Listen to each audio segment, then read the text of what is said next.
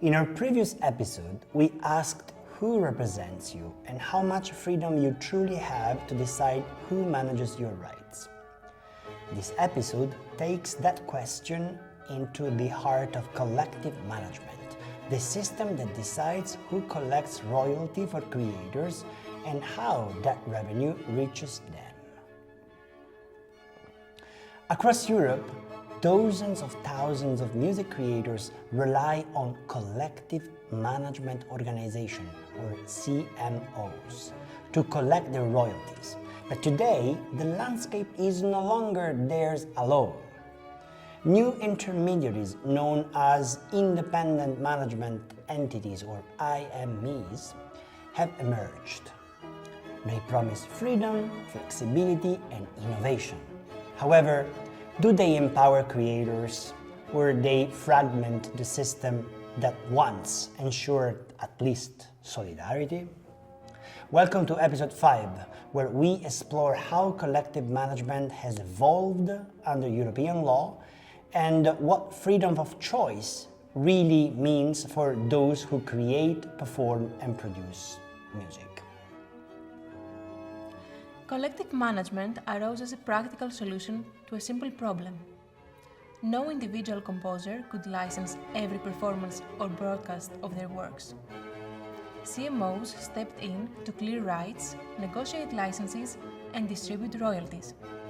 For decades, these societies operated as national monopolies on a country-by-country basis, each representing its domestic repertoire and cooperating through reciprocal agreements with foreign societies. This model worked in the analog era, when uses were territorial and easy to track, but began to strain as music moved online and services operated across borders.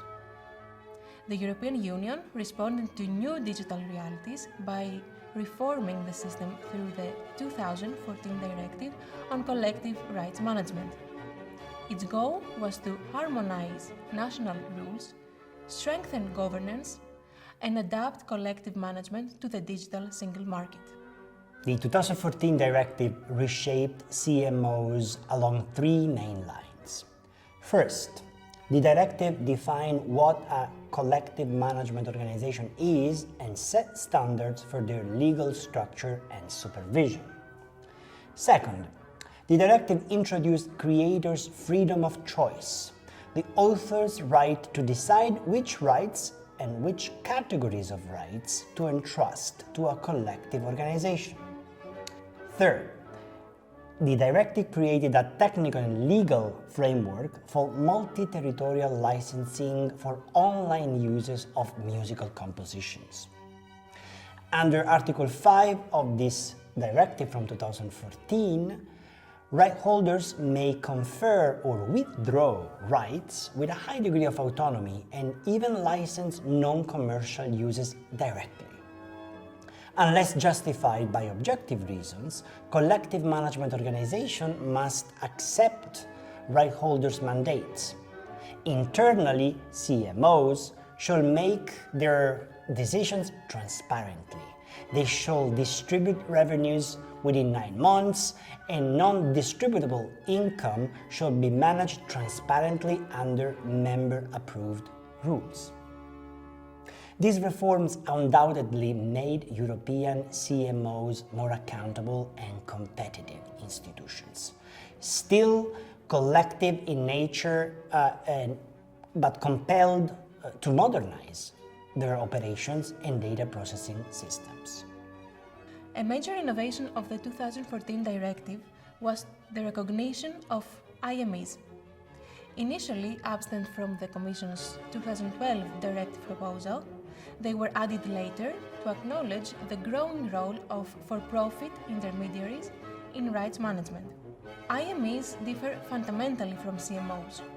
They are not owned or controlled by right holders, and they operate on a commercial basis.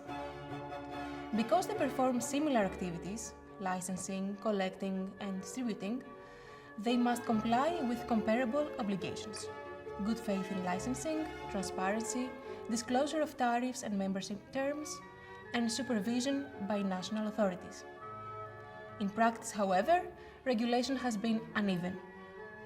Fair MusE research shows that some member states have embraced IMEs, while others still protect their national CMOs. In Italy, CI's former monopoly lingered for years.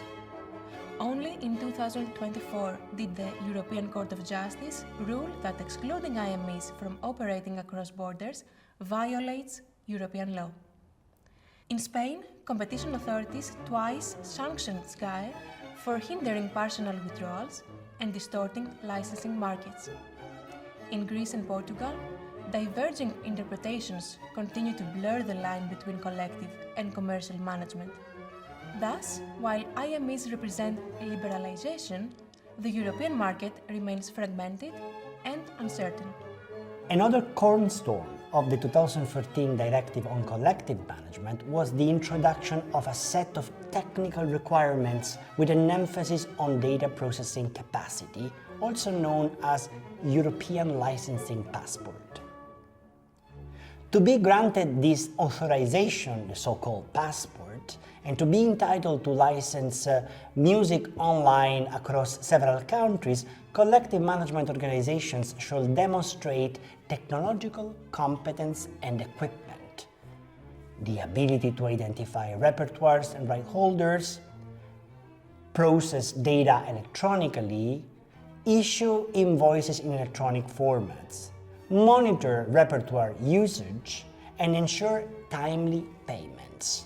They must also provide transparent, up-to-date information on the works they represent and the territories they cover with their licenses. The implementation of this passport system at national level has certainly modernized collective management and encouraged investment in digital infrastructure. However, Fair MusE findings show that its success is uneven. The 2014 directive has helped large CMOs and major publishers through their licensing entities expand internationally, but smaller societies and local repertoires often lack the technical and financial capacity to compete. The result is a 2 or even 3-tier licensing market, efficient but unequal, which risks undermining Europe's cultural diversity. National enforcement of these rules remains inconsistent, limiting the potential of a truly unified market. To cope with the complexity of digital licensing, major publishers and several European CMOs created joint hubs, cross-border ventures that aggregate musical repertoires. Pioneering and successful examples of these hubs include ICE, Mint, and Deal, which offer multi-territorial licenses to streaming and social media platforms. These hubs have improved efficiency, but have also raised governance concerns as they operate as commercial entities, often outside the EU, with very limited oversight for creators. Fair MusE research suggests that these ventures, while pragmatic, have shifted collective management towards a quasi-corporate model, where transparency and accountability are not always guaranteed. Beneath every licensing model lies a deeper challenge: data.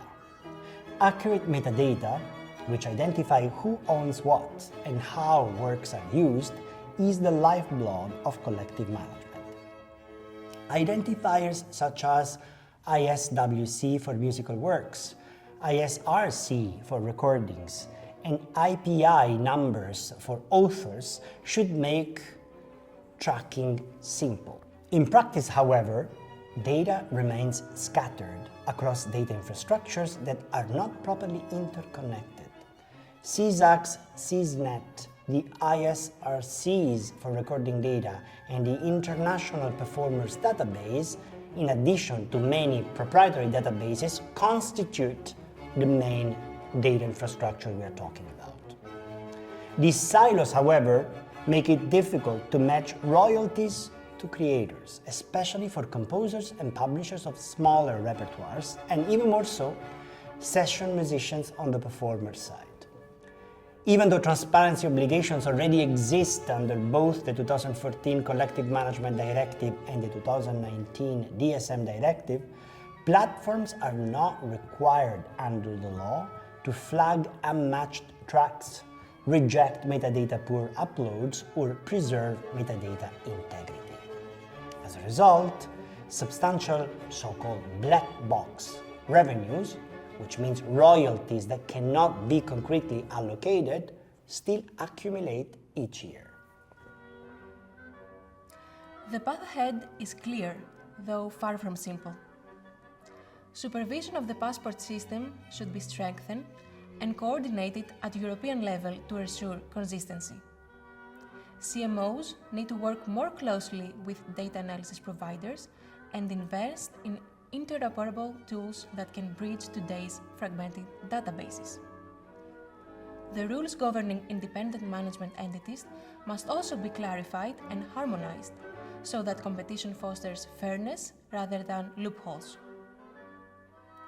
And for performers, if European lawmakers decided to embrace a truly European approach to statutory remuneration for online uses, these rights should be matched by robust, standardized metadata, ensuring that every creative contribution is visible, traceable, and fairly rewarded.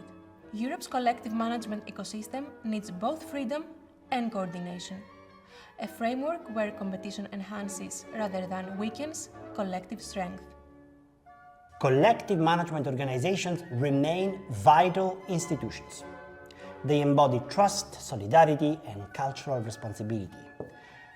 Independent management entities bring innovation and agility, but also challenge the cooperative ethos of collective management.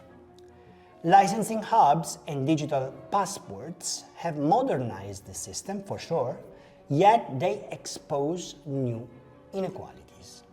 And without reliable data and coherent supervision, even the best legal reforms risk losing effectiveness.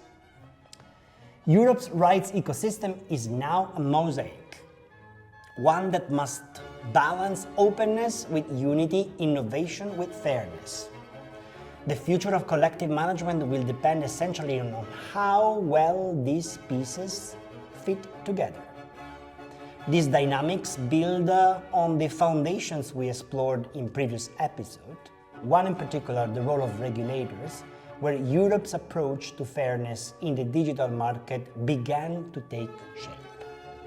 In the next chapter of our series, in the next episode, we will turn to the marketplaces where all these rights and rules converge, platforms like Spotify, YouTube, and TikTok, to see how they have transformed licensing, the value of music, and visibility in today's digital economy.